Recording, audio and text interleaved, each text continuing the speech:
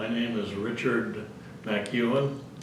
My highest rank was lieutenant, but I achieved that after I left the active Navy and spent 2 years in the reserve.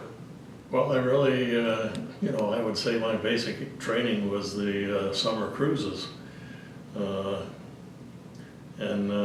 thought I was very fortunate for those. I really enjoyed them. The first one, I was assigned to the battleship Iowa. Well, it was pretty big,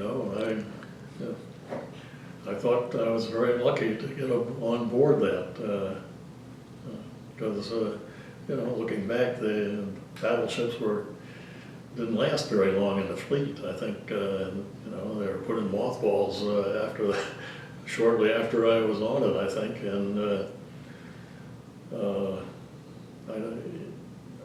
we didn't have any on my med cruises. There weren't any battleships in commission at that time, and I think the next time they got them out was during the Korean War, And it happened to be the same year that there was a World's Fair in Brussels, and there was a midshipman from the Naval Academy as well as NROTC, and the ship the Iowa that I was on went to Copenhagen as our first port, and then after that we went to Portsmouth, England, and then after that we went to Guantanamo Bay, Cuba for refresher training. And I guess the only thing that was a little disappointing is I was assigned to one of these aircraft, a gun mount for anti-aircraft gun.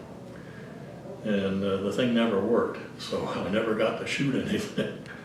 I guess the one thing that I remembered that kind of made me laugh is going over, we would lose an hour every day, and I guess we still, you lost that hour during the sleep time. Coming back, you gained an hour, and they scheduled that during the workday. So, I guess I don't remember standing watches, but I'm sure we did, underway. I do remember the watches, of course, when I was on active duty. Well, when you stood duty, when you're underway, I can't remember. I'm sure we had time in the wheelhouse, up on with when you're steering the ship. But typically, if you watches on board, everybody I think was 8 hours a day, so you'd have 4 hours on and then 8 hours off and then another 4 hours on. Then you would report to whatever training you were going through as a midshipman to whatever division you were assigned to. Now that I think about it, we rotated through different jobs, different divisions on the ship. You'd spend time in the engineering department, or you'd be assigned to an officer who would provide training for you, give you specific assignments.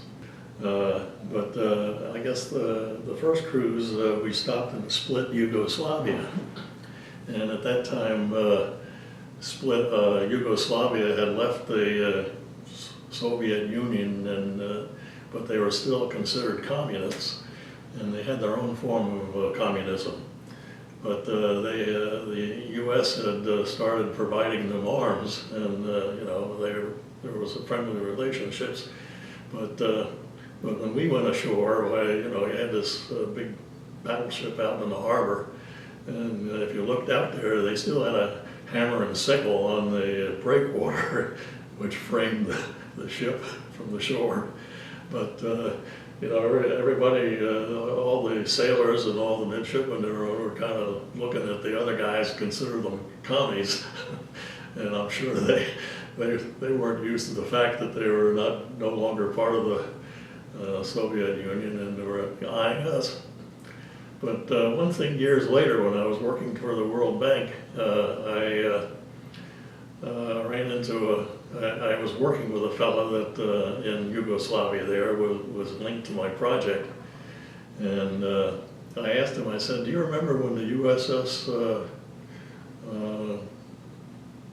Iowa, or the battleship Iowa, was here back in 1959 or 60? He said, oh yeah, I remember that. I was just a kid. And my father was in charge of the naval station for split Yugoslavia. And he got invited out to take a tour of the ship, and I went along with him. And sure enough, I looked in the cruise book, and there was his father with him in tow. So I thought that was pretty interesting.